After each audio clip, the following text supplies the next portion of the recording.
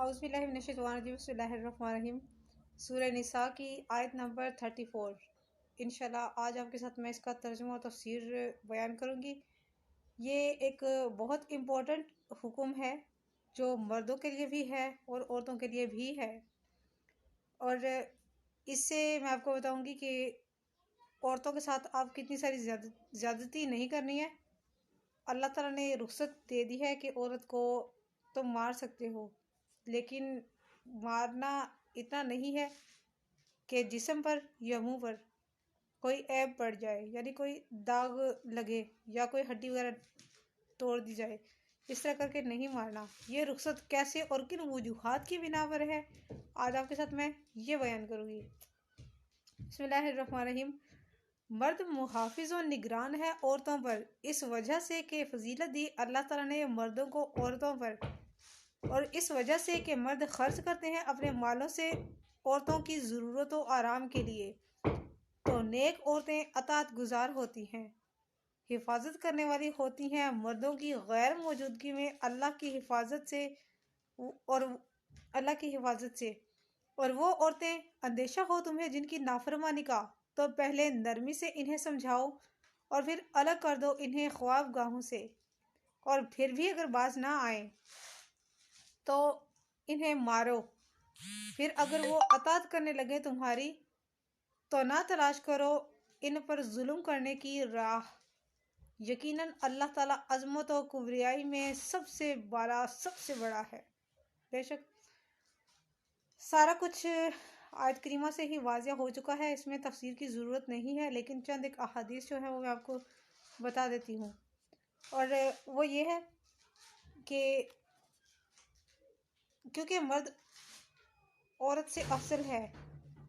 حضور اکرم صلی اللہ علیہ وسلم نے ارشاد فرمایا کہ وہ قوم کبھی فلاح نہیں پا سکتی جنہوں نے کسی عورت کو اپنا والی بنا لیا ہو۔ مردوں کی فضیلت اور بھی بہت سارے مقامات پر ہے، اور لیکن ہوتا یوں ہے کہ حضرت ابن عباس رضی اللہ تعالیٰ عنہ نے فرمایا ہے کہ مردوں کو عورتوں کا رئیس بنا دیا گیا ہے، اور عورتوں پر لازم ہے کہ وہ اپنے تمام امور میں مردوں کی اطاعت کریں، جن کی بجا آوری کا حکم اللہ تعالیٰ نے دیا ہے۔ اولاد کی نگہداشت اور مرد کے مال کی حفاظت بھی اسی میں شامل ہے۔ عورت بھی مرد کا مال ہوتی ہے، اس لیے یہاں پر اللہ تعالیٰ نے واضح فرمایا ہے واللاتی تخافون نشوزہن فعظوہن،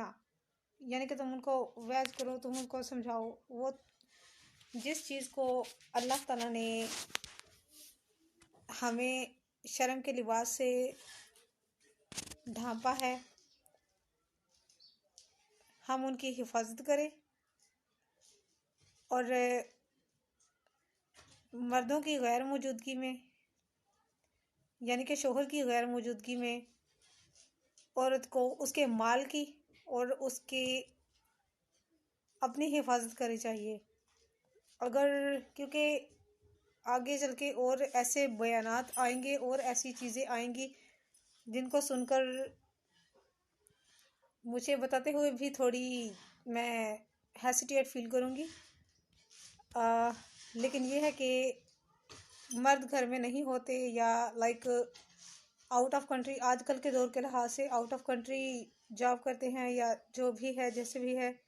وہ سارا، تو وہ عورتیں فلاح پا چکی ہیں جنہوں نے مردوں کی غیر موجودگی میں نماز، روزہ، قرآن اور اپنے جسم کی حفاظت کی، اور مردوں کے مال کی حفاظت کی، یعنی کہ جو وہ روپیہ پیسہ کماتے ہیں اس کی حفاظت بھی انہوں نے کی۔ کیونکہ ہوتا یوں ہے کہ سم ٹائم ایسا ہوتا ہے کہ لڑکیوں کو جو مرد، ظاہر ہے مرد نے اپنی بیوی کو ہی مال دینا ہوتا ہے جو اس نے کمایا ہوتا ہے، کہ وہ اس کے مال کی حفاظت کرے۔ اس مال کی حفاظت کا اللہ تعالیٰ نے حکم عورتوں پر فرض کر دیا ہے کہ اگر تم ان کی امانت میں خیانت کرو گی، اس امانت سے مراد دو قسم کی امانت ہے، ایک وہ والی جو لڑکیاں اپنے پیرنٹس کے گھر میں ہوتی ہیں تو اپنے جسم کی کر رہی ہوتی ہے، اور دوسری امانت مردوں کی غیر موجودگی میں جب وہ لڑکیاں شادی شدہ ہو جائیں تو ان کی غیر موجودگی میں، مردوں کی شوہروں کی غیر موجودگی میں جو حفاظت مال کی اللہ تعالیٰ نے فرض کی ہے، اس آیت کریمہ میں یہی حکم ہے کہ اور مردوں کے مال کی بھی اور ان کے جسم کی بھی حفاظت اللہ تعالیٰ نے واضح اعلان، یہاں پر واضح حکم اللہ تعالیٰ نے دے دیا ہے۔ اور اللہ تعالیٰ نے نبی کریم صلی اللہ علیہ وسلم نے ارشاد فرمایا ہے کہ اگر غیر اللہ یعنی اللہ کے سوا اگر کسی اور کو سجدہ کرنے کی اجازت ہوتی تو اللہ تعالیٰ عورتوں کو مردوں کو نہیں، تو اللہ تعالیٰ عورتوں کو ان کے شوہر کو سجدہ کرنے کی اجازت دیتا۔ اگر اللہ کے سوا کسی اور کو اجازت سجدہ کرنے کی ہوتی تو صرف عورتوں کو ہی ہوتی کہ وہ اپنے شوہر کو، مگر اگر ہوتی تو ویسے ہے نہیں ہے، ہوتی تو یعنی کہ اس سے ہم اس کا جو درجہ ہے، جو اس کا اللہ تعالیٰ نے اس کو درجہ دیا ہے ہسبینڈ کو، اس سے وہ ہمیں پتہ چل رہا ہے۔ اور اگر عورت حضرت ابن عباس رضی اللہ تعالیٰ عنہ نے فرمایا ہے، اگر ایک عورت رمضان کے روزے رکھتی ہے، 5 ٹائم کی نماز ادا کرتی ہے، قرآن کریم پڑھتی ہے اور اپنی عصمت کی حفاظت کرتی ہے، مردوں کے مال کی حفاظت کرتی ہے، چاہے وہ بھائیوں کا ہو یا اگر کماری ہو تو ظاہر ہے بھائیوں کا، ماں باپ کا پیسہ ہی آئے گا، اگر ان کی حفاظت کرتی ہے تو وہ بھی ولی تک کا درجہ رکھتی ہے۔ اسی سے ہمیں جو ہے وہ عورتوں کے درجات کا بھی پتہ چل جاتا ہے کہ صرف جہاد میں شامل ہونے سے اس لیے عورتوں پر جہاد فرض نہیں ہوا، یہ چیز ہے۔ آگے ہے کہ ایک عورت نے حضور اکرم صلی اللہ علیہ وسلم سے شکایت کی کہ اس کے شوہر نے اسے تھپڑ مارا ہے، منہ پر تھپڑ مارا ہے، تو نبی پاک صلی اللہ علیہ وسلم نے اسے حکم دیا، اسے بدلہ لینے کا حکم دیا، تو یہ آیت کریمہ نازل ہو گئی۔ پھر وہ عورت یوں ہی واپس چلی گئی۔ نبی پاک صلی اللہ علیہ وسلم نے اس کو جب یہ آیت نازل ہوئی اس کو بتا دیا کہ خیر تھپڑ ایک نارمل چیز ہے، پہلے آپ نے فرمایا کہ اسے بدلہ لو لیکن بعد میں ختم کر دیا۔ اللہ تعالیٰ نے اس آیت میں سب کچھ واضح طور پر، اس کے ترجمے سے ہی ساری چیز ظاہر ہو جاتی ہے۔ اللہ تعالیٰ نے واضح طور پر بتا دیا ہے کہ اگر مارنا ہے تو کیوں مارنا ہے، اور اگر مارنا ہے تو کتنا سارا مارنا ہے۔ کرنا یوں ہے کہ اگر تمہیں کسی عورت سے ڈر ہو، مطلب تمہاری غیر حاضری میں وہ اس عورت پر تمہیں ٹرسٹ نہیں ہے اور تم اس کے اندر کوئی غلط کام یا کوئی غلط چیز دیکھ لیتے ہو، تو پہلے اسے زبانی کلامی سمجھاؤ، اگر وہ سمجھ آئے تو ٹھیک، اسے مارو، اس پر دوبارہ وہ والے عیب لگانے کی یا تلاش کرنے کی کوشش نہ کرو۔ اگر اللہ نے چاہا، اگر اللہ نے ان کی حفاظت کی ہوگی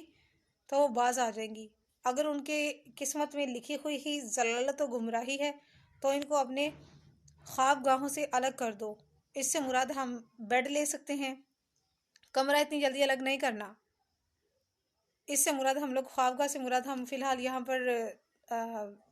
بیڈ لیں گے، چارپائی لیں گے، اس کے بعد ان کو کمرے سے الگ کرنا ہے۔ اگر تھپڑ مار لو تو خیر ہے، نہ تو ہڈی ٹوٹے، اگر غلط چیز ملتی ہے، اگر کوئی غلط شکایت اس کی ملتی ہے آپ کو یا آپ اپنی آنکھوں سے دیکھ لیتے ہیں، یہ چیز ہے۔ ادروائز اس کے اوپر ظلم کرنے کے کوئی بہانے تلاش نہ کرو، اگر تم ایسا کرو گے تو تم بہت دردناک عذاب میں لپیٹ لیے جاؤ گے، کیونکہ عورتیں تمہاری محتاج ہیں۔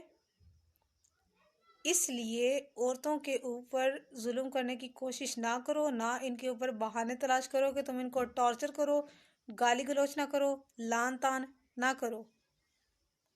ان میں سے کوئی بھی کام نہیں کرنا، بغیر مقصد کے یہ سارے کام کرنے کی ضرورت نہیں ہے، یہ چیز ہے۔ رسول پاک صلی اللہ علیہ وسلم نے ارشاد فرمایا، میں نے کچھ اور چاہا تھا، اللہ نے کچھ اور فرما دیا، مطلب اس عورت کو آپ نے فرمایا کہ بدلہ لو اسے، بہرحال بعد میں پھر وہ کر دیا۔ فَالصَّالِحَاتُ قَانِتَاتٌ، نیک اور صالح عورتیں وہ ہیں جو اپنے خاوند کی اطاعت کرتی ہیں اور اس کی غیر موجودگی میں اس کی عزت اور مال کی حفاظت کرتی ہیں، جیسے میں نے آپ کو ابھی ایکسپلین کر کے بتا دیا کہ ایسا نہ ہو کہ ہسبینڈ آپ کے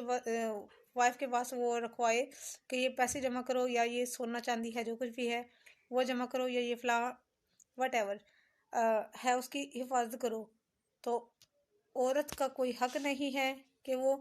مشکل آنے پر اپنے مائکے والوں کو وہ پیسے دے،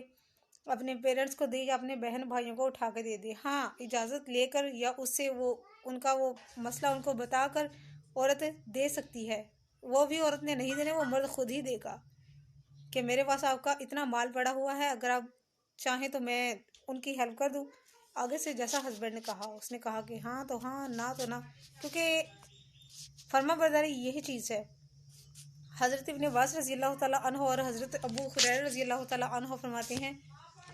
کہ اگر شوہر عورت کو بلائے اور وہ عورت نہ کرتی ہے یا نہیں آتی ہے تو ساری رات فرشتے اس پر لعنت کرتے رہتے ہیں، صبح تک لعنت کرتے رہتے ہیں۔ بعض ایک روایت میں آیا ہے کہ جب تک وہ اس کے پاس جائے نا تب تک لعنت کرتے رہتے ہیں، بعض روایات میں آیا ہے۔ رسول پاک صلی اللہ علیہ وسلم نے حکم دیا تھا کہ بہترین عورت وہ ہے جس کا خاوند اسے دیکھے تو وہ اسے خوش کر دے، جب وہ اس کو حکم دے تو اس کی اطاعت کرے اور اس کی غیر موجودگی میں مال اور عزت کی حفاظت کرے۔ حضرت عبداللہ بن عوف رضی اللہ سے روایت ہے، حضور پاک صلی اللہ علیہ وسلم نے ارشاد فرمایا، جب کوئی عورت 5 نمازیں پڑھے، رمضان کے روزے رکھے، اپنی شرمگاہ کی حفاظت کرے اور اپنے خاوند کی اطاعت کرے تو اس سے کہا جائے گا کہ جنت کے جس دروازے سے چاہو داخل ہو جاؤ۔ یہ چیز ہے۔ وَلَاتِي تَخَافُونَ نُشُوزَهُنَّ، یعنی اگر تمہیں عورتوں کی سرکشی کا ڈر ہے، پہلے ان کو زبانی وعظ و نصیحت کرو، اگر وہ مان جائیں تو ٹھیک، نہیں مانتی تو پہلے ان کا حضرت اصل میں نا ہوا یوں ہے کہ اللہ تعالیٰ نے حکم دیا کہ ان کو اپنے خوابگاہوں سے الگ کر دو۔ حضرت ابو ہریرہ رضی اللہ نے سے روایت ہے کہ اللہ تعالیٰ نے، اور حضرت ابن عباس رضی اللہ تعالیٰ عنہ بہت بڑے مفسر قرآن ہیں، انہوں نے فرمایا ہے کہ رکھے اسی جگہ پر، مطلب جہاں پر مرد خود سوتا ہے اسی جگہ پر عورت کو رکھے، لیکن کروٹ بدل کر اس عورت کی طرف منہ کر کے نہ سوئے، کروٹ بدل لے۔ آگے آپ اس کو سمجھنے کی کوشش کیجئے، what I wanna trying to say، یہ چیز ہے، اور اسے بات چیت کرنا ترک کر دے، اس کے ساتھ بات نہ کرے، یعنی ناراضگی جو ہے نا وہ منہ سے ظاہر کرے۔ رسول پاک صلی اللہ علیہ وسلم، دوسرے مفسرین کرام نے پوچھا، یا رسول اللہ، عورت کے ہم پر کیا حقوق ہیں؟ آپ نے فرمایا کہ جو تم کھانا کھاؤ تو انہیں بھی کھلاؤ، جو تم پہنو انہیں بھی پہناؤ۔ اس سے مراد یہ نہیں ہے کہ آپ پینٹ شرٹ پہنتے ہو تو اس کو بھی پینٹ شرٹ پہناؤ، لیکن یہ کہ جتنی کوالٹی کا، اچھی کوالٹی کا آپ لباس خود پہنتے ہیں اتنا ان کو، جوتے وغیرہ سب کچھ، یہ چیز ہے۔ اور ان کے چہرے پر نہ مارو، اور نہ ایسی جگہ پر مارو کہ ان کی ہڈی ٹوٹ جانے کا وہ ہو، خطرہ ہو۔ وَاضْرِبُوهُنَّ، اگر وعظ و نصیحت سے یہ باز آ جائیں تو ٹھیک، نہ آئے تو ان کو مارو، معمولی مار پیٹ سکتے ہو۔ رسول پاک صلی اللہ علیہ وسلم نے حجۃ الوداع کے موقع پر فرمایا، عورتوں کے معاملے میں اللہ سے ڈرو، وہ تمہارے خدمت گزار اور محتاج ہیں، تمہارا حق ان پر یہ ہے کہ وہ اس شخص کو گھر میں داخل نہ ہونے دیں جس کو تم ناپسند کرتے ہو، یعنی اس مرد کو، عورت بھی ہو، اس انسان کو،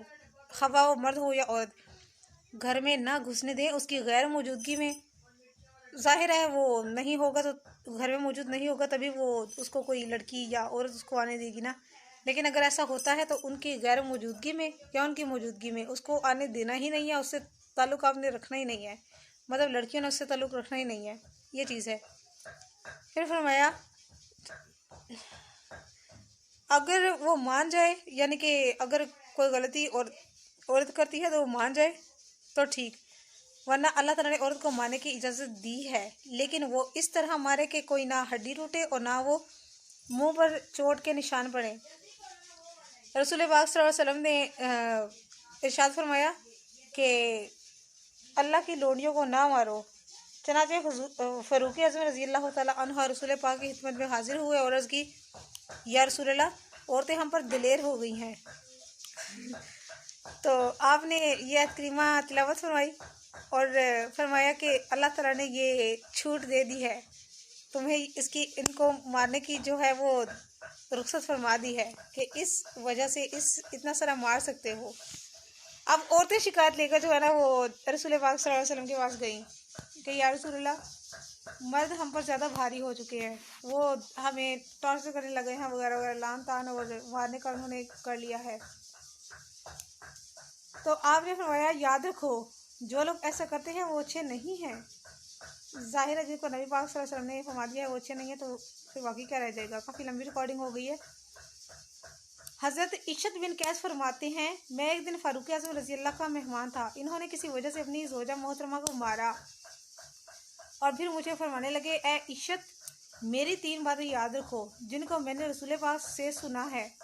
एक ये कि मर्द से ना पूछा जाए कि उसने अपनी औरत को क्यों मारा है, यानी अपनी वाइफ को उसने क्यों मारा है और अपनी वाइफ को क्यों मारा है। दूसरी ये कि वितर पड़े बिना रात को ना सोना, यानी कि नमाज फ़र्ज है ना, तो वितरों से पहले अगर आपने 3 वितर अदा नहीं किए तो आपने सोना नहीं है, वो अदा करके ही सोना है। और इसके तमाम, और तीसरी बात रावी के जहन में नहीं रही है,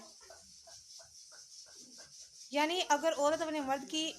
अताअत करे और इसके तमाम जायज़ अवामिर की बजा आवरी करे तो फिर इस पर किसी किस्म की सख्ती ना करो, ना इसे मारो पीटो और ना इसके साथ एराज़ करो, यानी कि इग्नोर ना करो इसे। ये चीज़ है। बराए मेहरबानी सदके जारी की नियत से शेयर की जगह काफ़ी लंबी हो गई है और जज़ाकल्लाह खैर।